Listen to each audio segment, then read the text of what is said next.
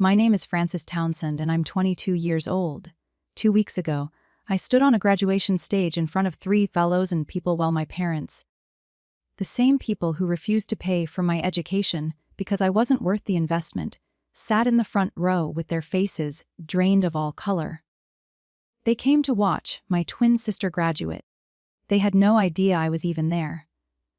They certainly didn't know I'd be the one giving the keynote speech. But this story doesn't begin at graduation. It begins 4 years earlier in my parents' living room, when my father looked me straight in the eyes and said something I will never forget. Before I continue, please take a moment to like and subscribe, but only if you truly enjoy this story, and let me know in the comments where are you watching from and what time is it there. Now, let me take you back to that summer evening in 2021. The acceptance letters arrived on the same Tuesday afternoon in April. Victoria got into Whitmore University, a prestigious private school with a price tag of $65,000 a year. I got into Eastbrook State, a solid public university, $25,000 annually. Still expensive but manageable. That evening, Dad called a family meeting in the living room. "We need to discuss finances," he said, settling into his leather armchair like a CEO addressing shareholders. Mom sat on the couch, hands folded. Victoria stood by the window, already glowing with anticipation. I sat across from Dad, still clutching my acceptance letter. "Victoria," Dad began, "we'll cover your full tuition at Whitmore. Room, board, everything," Victoria squealed. Mom smiled. Then Dad turned to me. "Frances, we've decided not to fund your education." The words didn't register at first. "I'm sorry. Victoria has leadership potential. She'll networks well. She'll marry well. Build connections. It's an investment that makes sense." He paused. And what came next felt like a knife sliding between my ribs. "You're smart, Frances, but you're not special. There's no return on investment with you." I looked at Mom. She wouldn't meet my eyes. I looked at Victoria. She was already texting someone, probably sharing the good news about Whitmore, so I just figured it out myself. Dad shrugged. "You're resourceful. You'll manage." That night I didn't cry. I'd cried enough over the years, over missed birthdays, hammed-down gifts, being cropped out of family photos. Instead, I sat in my room and realized something that changed everything. To my parents, I wasn't their daughter. I was a bad investment. But what Dad didn't know, what nobody in this family knew, was that his decision would alter the course of my entire life. And 4 years later, he'd face the consequences in front of thousands. The thing is, this wasn't new. The favoritism had always been there, woven into the fabric of our family like an ugly pattern everyone pretended not to see. When we turned 16, Victoria got a brand new Honda Civic with a red bow on top. I got her old laptop, the one with a cracked screen, and a battery that lasted 40 minutes. "We can't afford 2 cars," Mom had said apologetically. But they could afford Victoria's ski trips, her designer prom dress, her summer abroad in Spain. Family vacations were the worst. Victoria always got her own hotel room.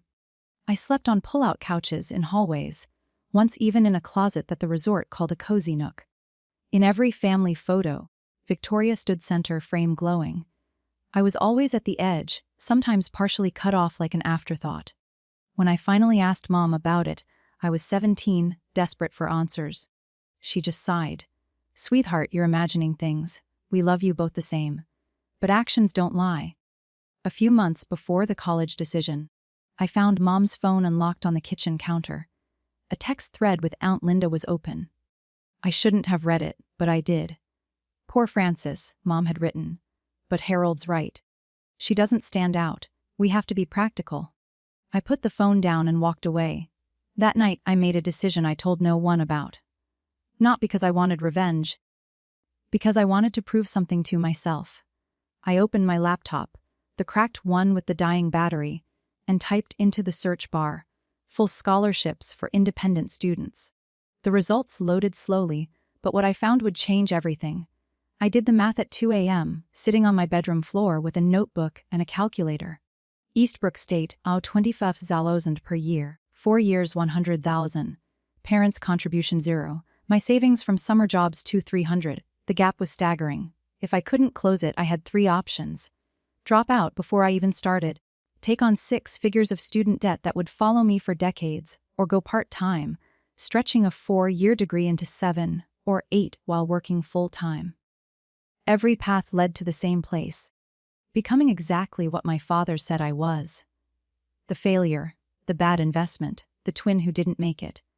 I could already hear the family conversations at Thanksgiving. Victoria is doing so well at Whitmore. Frances, oh, she's still figuring things out. But this wasn't just about proving them wrong. It was about proving myself right. I scrolled through scholarship databases until my eyes burned.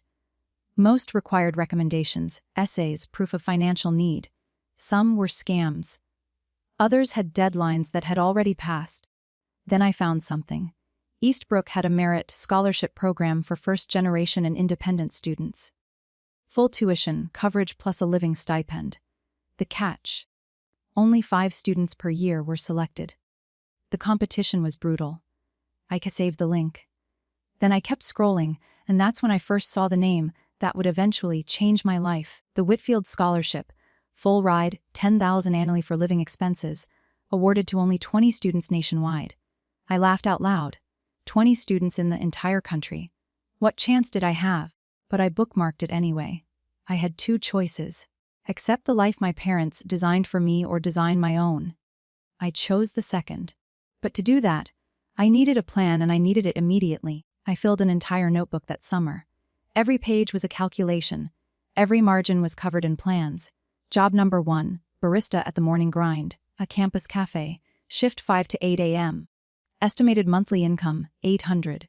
Job number 2, cleaning crew for the residence halls, weekends only, $400 a month. Job number 3, teaching assistant for the economics department. If I could land it, another $300. Total then $500 per month, roughly $18,000 a year. Still $7,000 short of tuition. That gap would have to come from scholarships, merit-based ones. The kind you earn, not the kind you're handed. I found the cheapest housing option within walking distance of campus. A tiny room in a house shared with 4 other students. All $300 a month, utilities included. No parking, no AC, no privacy. It would have to do. My schedule crystallized into something brutal but precise. 500 a.m. work at the cafe, 900 a.m. to 500 p.m. Classes 600 p.m. to 10 p.m. study work or TA duties. Sleep 1100 p.m. to 400 a.m. 4 to 5 hours a night for 4 years. The week before I left for college, Victoria posted photos from her Cancun trip with friends, sunset beaches, margaritas, laughter. I was packing my thrift store comforter into a secondhand suitcase. Our lives were already diverging, and we hadn't even started yet. But here's what kept me going. Every night before sleep, I'd whisper the same thing to myself. This is the price of freedom. Freedom from their expectations. Freedom from their judgment. Freedom from needing their approval. I didn't know then how right I'd be. And I didn't know that somewhere on the Eastbrook campus, there was a professor who would see something in me that my own parents never could. Freshman year Thanksgiving, I sat alone in my tiny rented room. Phone pressed to my ear, listening to the sounds of home.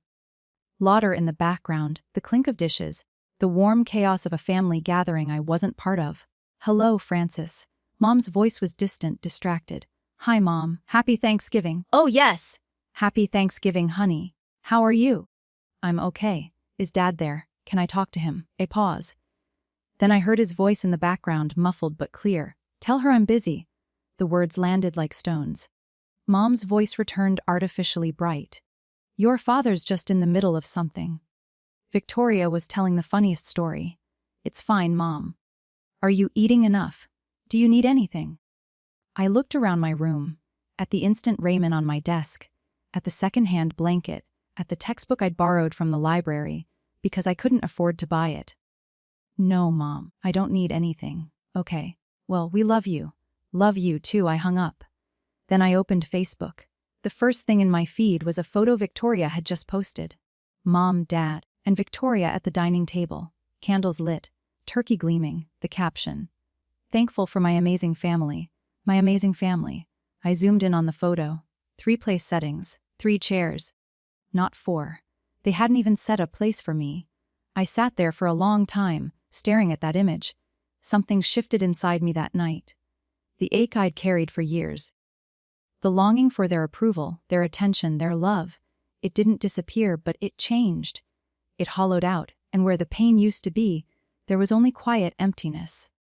Strangely, that emptiness gave me something the pain never had: clarity. Second semester, freshman year, Microeconomics 101. Dr. Margaret Smith was legendary at Eastbrook. 30 years of teaching, published in every major journal. Terrifying reputation. Students whispered that she hadn't given an A in 5 years. I sat in the third row, took meticulous notes, and turned in my first essay, expecting a B- at best. The paper came back with 2 letters at the top. Eighth flub. Beneath the grade was a note in red ink. See me after class. My heart dropped. What did I do wrong? After the lecture, I approached her desk. Dr. Smith was already packing her bag, silver hair pulled back in a severe bun, reading glasses perched on her nose. Frances Townsend. Yes, ma'am. Sit down. I sat. She looked at me over her glasses. This essay is one of the best pieces of undergraduate writing I've seen in 20 years. Where did you study before this? Nowhere special. Public high school, nothing advanced. And your family, academics. I hesitated. My family doesn't support my education financially or otherwise. The words came out before I could stop them. Smith set down her pen. Tell me more. So I did. For the first time, I told someone the whole story. The favoritism, the rejection, the 3 jobs, the 4 hours of sleep, all of it. When I finished, she was quiet for a long moment. Then she said something that changed my trajectory forever. Have you heard of the Whitfield Scholarship? I nodded slowly. I've seen it, but it's impossible. 20 students nationwide, she said. Full ride, living stipend, and the recipients at partner schools give the commencement address at graduation. She leaned forward. Frances, you have potential, extraordinary potential, but potential means nothing if no one sees it. Let me help you be seen. The next 2 years blurred into a relentless rhythm. Wake at 400 a.m., coffee shop by 5, classes by 9, library until midnight. Sleep repeat. I missed every party, every football game, every late-night pizza run. While other students built memories, I built a GPA, 4.0, 6 semesters straight. There were moments I almost broke. Once I fainted during a shift at the cafe. Exhaustion. The doctor said dehydration. I was back at work the next day. Another time I sat in my car, Rebecca's car actually. She'd lent it to me for a job interview and cried for 20 minutes. Not because anything specific had happened. Just because everything had happened all at once for years. But I kept going. Junior year, Dr. Smith called me into her office. I'm nominating you for the Whitfield. I stared at her. You're serious. 10 essays, 3 rounds of interviews. It'll be the hardest thing you've ever done. She paused. But you've already survived harder. The application consumed 3 months of my life. Essays about resilience, leadership vision, phone interviews with panels of professors, background checks, reference letters.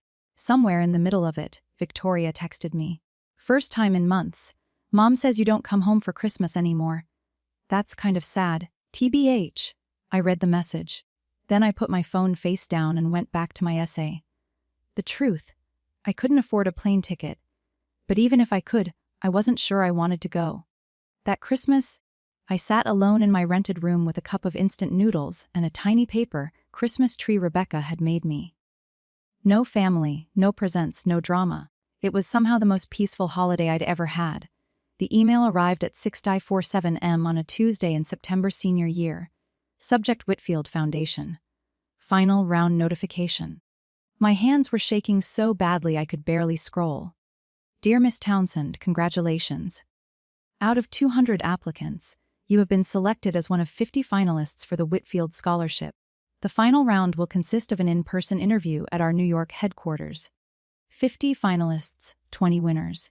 I had a 40% chance if all things were equal. But things were never equal. The interview was scheduled for a Friday in New York, 800 miles away. I checked my bank account at 1847.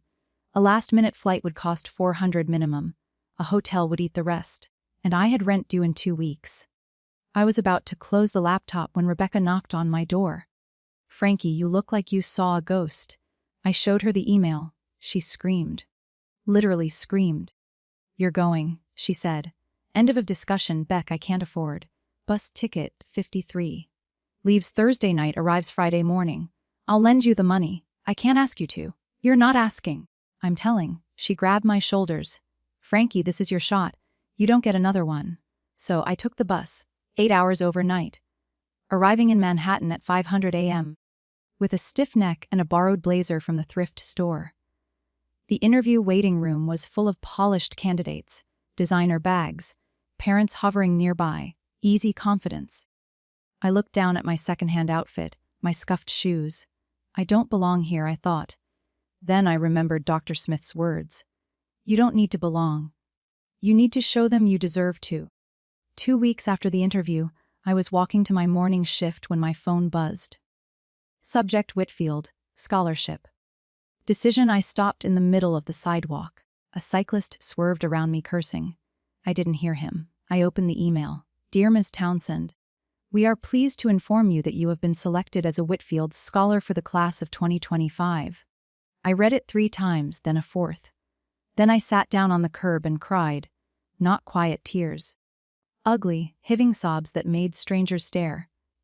3 years of exhaustion, loneliness, and grinding determination poured out of me, right there on the sidewalk outside the morning grind. I was a Whitfield Scholar, full tuition, the $10,000 a year for living expenses, and the right to transfer to any partner university in their network. That night, Dr. Smith called me personally. Francis, I just got the notification. I'm so proud of you. Thank you for everything. There's something else, she said. The Whitfield allows you to transfer to a partner school for your final year. Whitmore University is on the list. Whitmore, Victoria's school. If you transfer, Dr. Smith continued, you'd graduate with their top honors, and the Whitfield Scholar delivers the commencement speech. My breath caught. Francis, you'd be valedictorian. You'd speak at graduation in front of everyone. I thought about my parents, about them sitting in the audience for Victoria's big day, completely unaware I was there. I'm not doing this for revenge, I said quietly. I know. I'm doing it because Whitmore has the better program for my career. I know that too. I pause.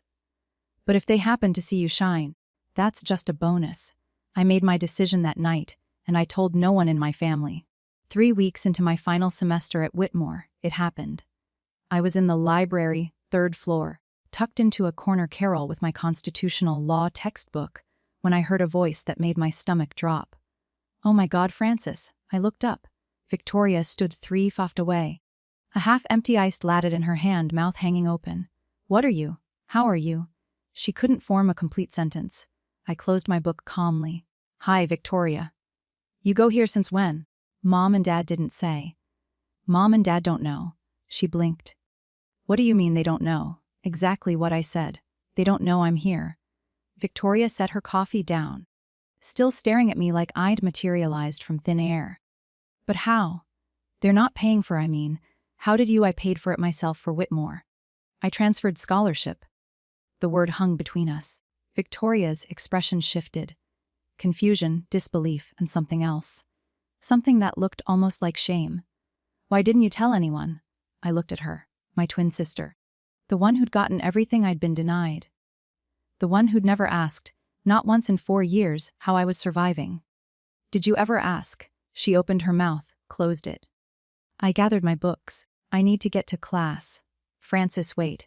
She grabbed my arm. Do you hate us? The family? I looked at her hand on my sleeve, then at her face. No, I said quietly. You can't hate people you've stopped caring about. I pulled my arm free and walked away. That night my phone lit up with missed calls. Mom, Dad, Victoria again.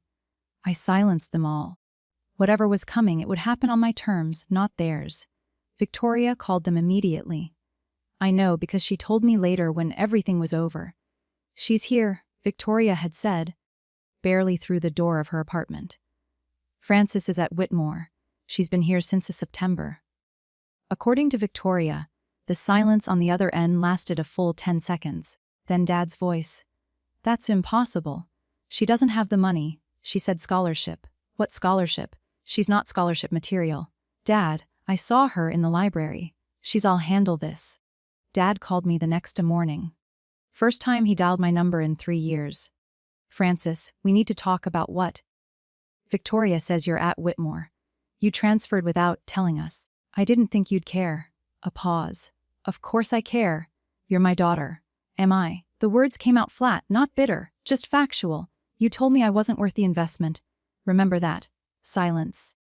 Francis, that was 4 years ago in the living room. You said I wasn't special, that there was no return on investment with me. I don't remember saying I do. More silence than we should discuss this in person at graduation. We're coming for Victoria's ceremony, and I know you know I'll see you there, Dad. I hung up. He didn't call back. That night, I sat in my small apartment, the one I'd paid for myself with money I'd earned, and thought about that conversation. He didn't remember, or he chose not to remember. Either way, he'd never actually seen me. Not really, but in 3 months, he would. And when that moment came, it wouldn't be because I forced him to look. It would be because he couldn't look away. The weeks before graduation became a strange kind of quiet. I knew they were coming. Mom, Dad, Victoria, the whole perfect family unit descending on campus to celebrate Victoria's big achievement. They'd booked a hotel, planned a dinner, ordered flowers for her. They still didn't know the full picture. Victoria had told them I was at Whitmore, but she didn't know about the Whitfield. She didn't know about the valedictorian owner. She didn't know I'd been asked to deliver the commencement address. Dr. Smith called to check in. She'd made the trip to watch. Do you want me to notify your family about the speech? No, Francis. I want them to hear it when everyone else does. She was quiet for a moment.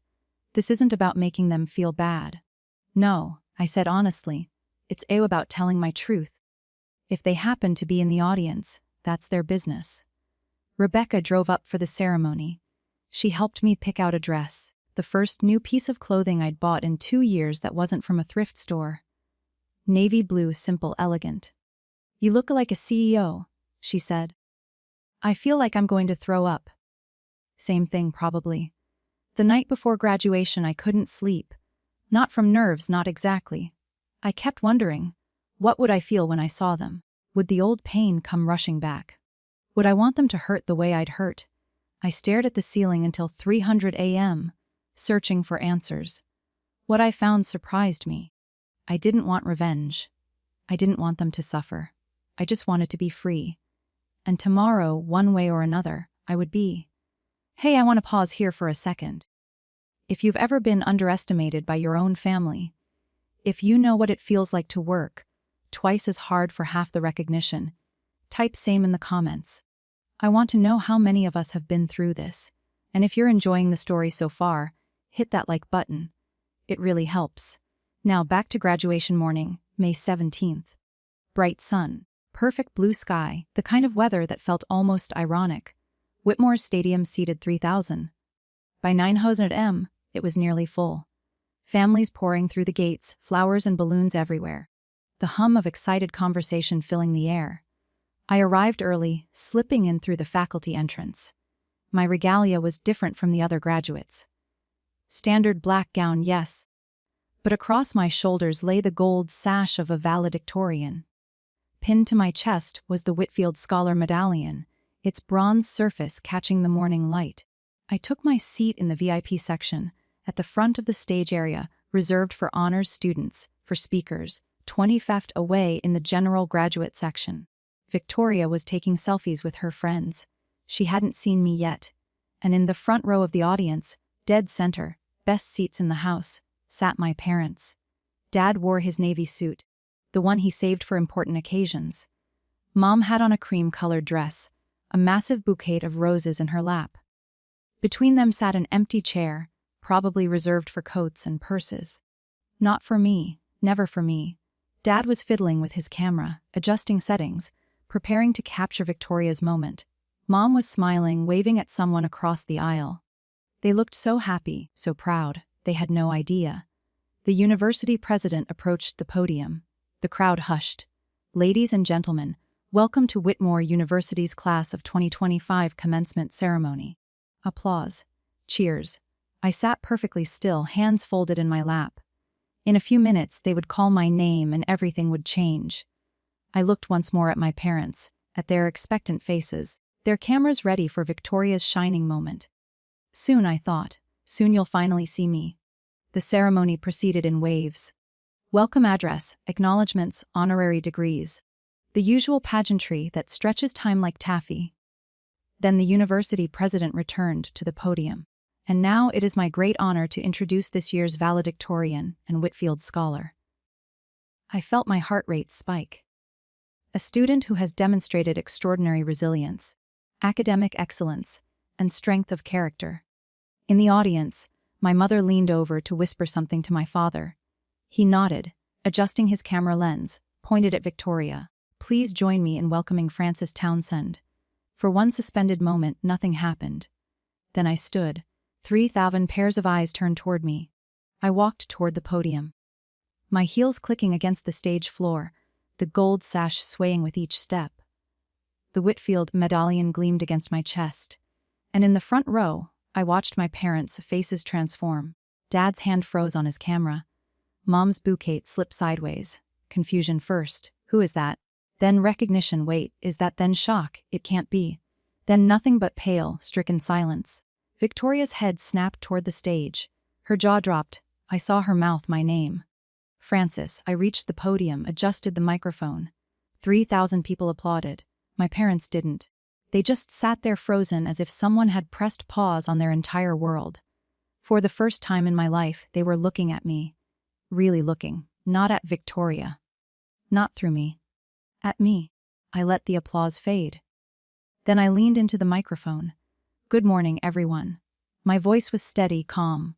4 years ago, I was told I wasn't worth the investment.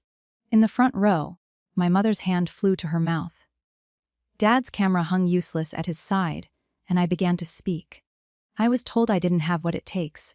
My voice carried across the stadium, amplified by the sound system, steady as a heartbeat. I was told to expect less from myself because others expected less from me. 3,000 people sat in perfect silence, so I learned to expect more. I spoke about the 3 jobs, the 4 hours of sleep, the instant ramen dinners, and the secondhand textbooks. I spoke about what it meant to build something from nothing. Not because you wanted to prove anyone wrong, but because you needed to prove yourself right. I didn't name names. I didn't point fingers. I didn't need to. The greatest gift I received wasn't financial support or encouragement. It was the chance to discover who I am without anyone's validation. In the front row, my mother was crying. Not the proud, joyful tears of a graduation ceremony.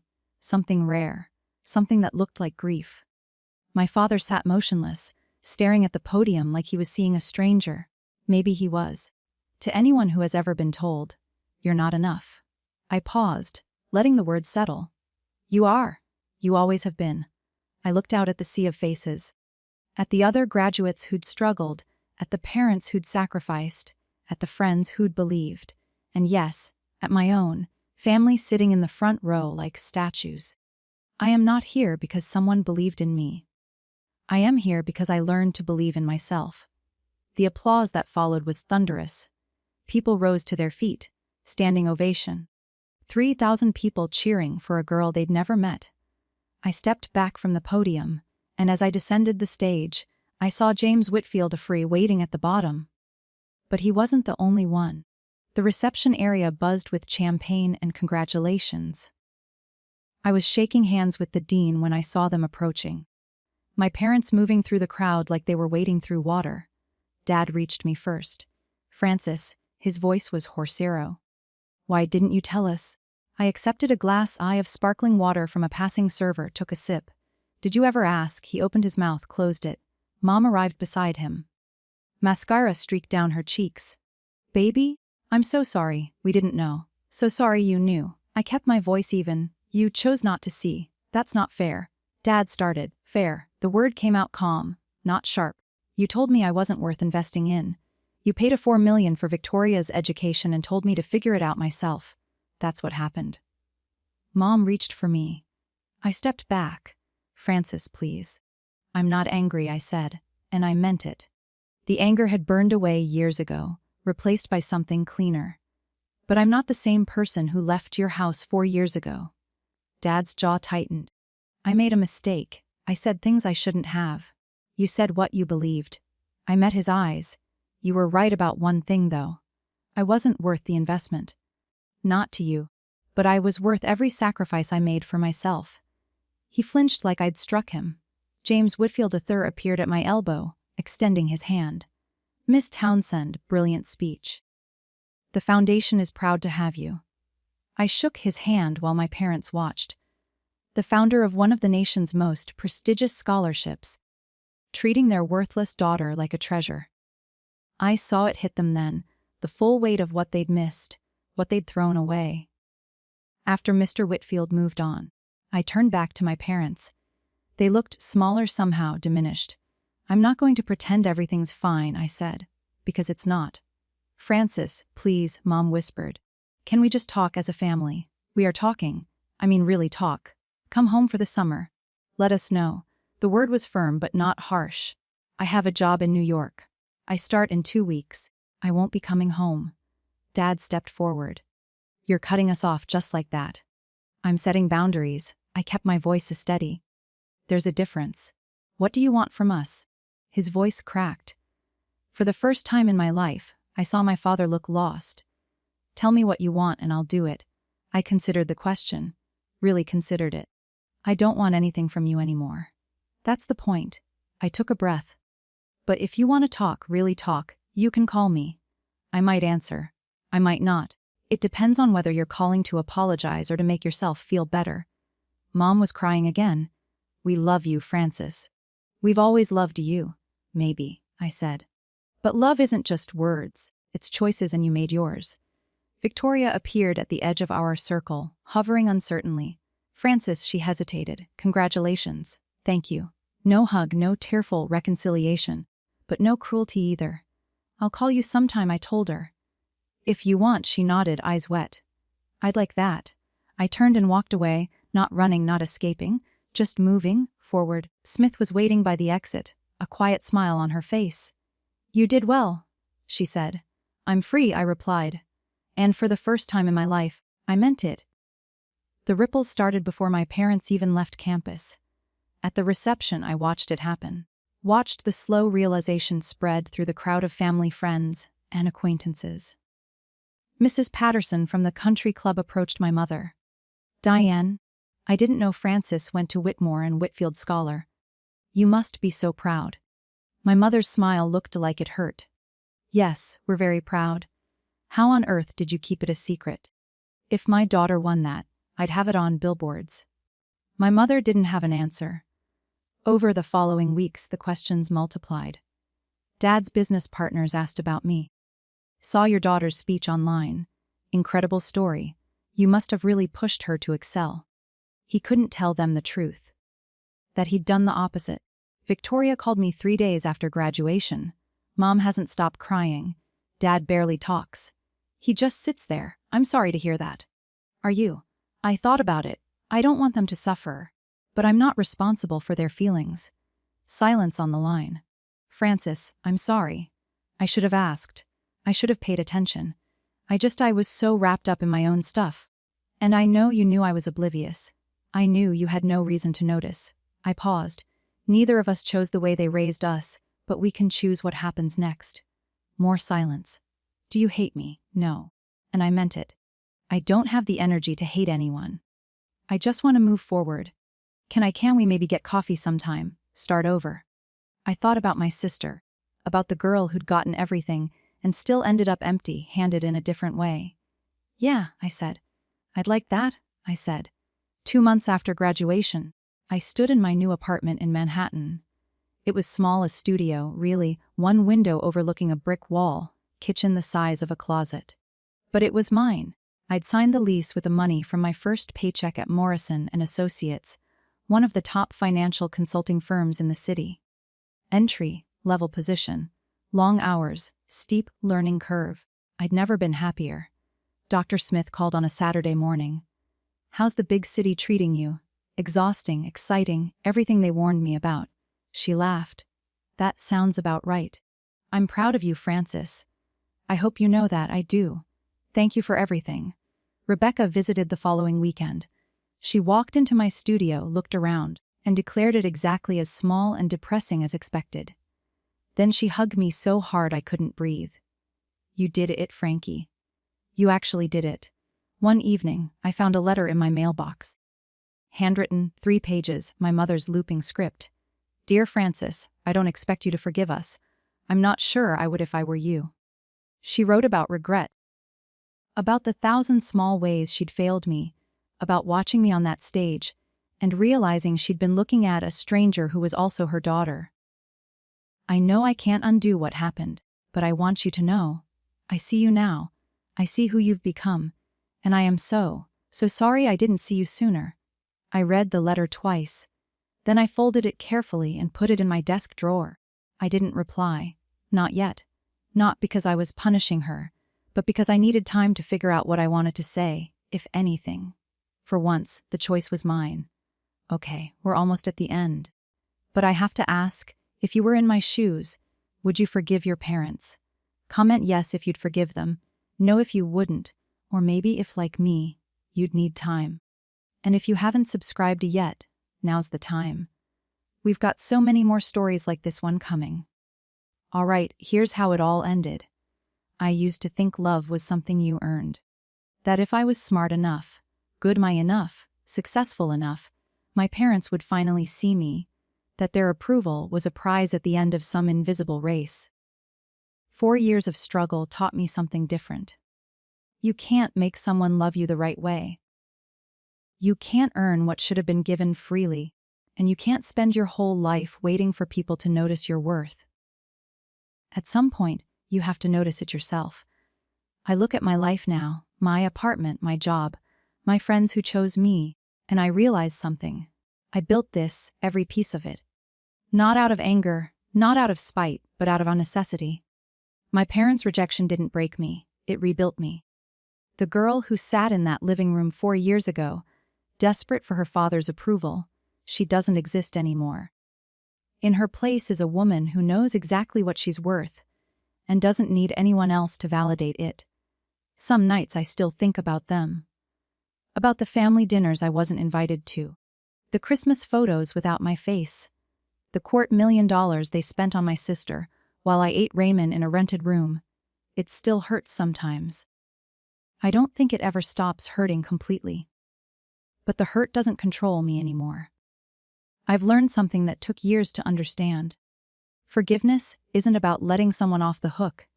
It's about releasing your own grip on the pain. I'm not there yet. Not fully.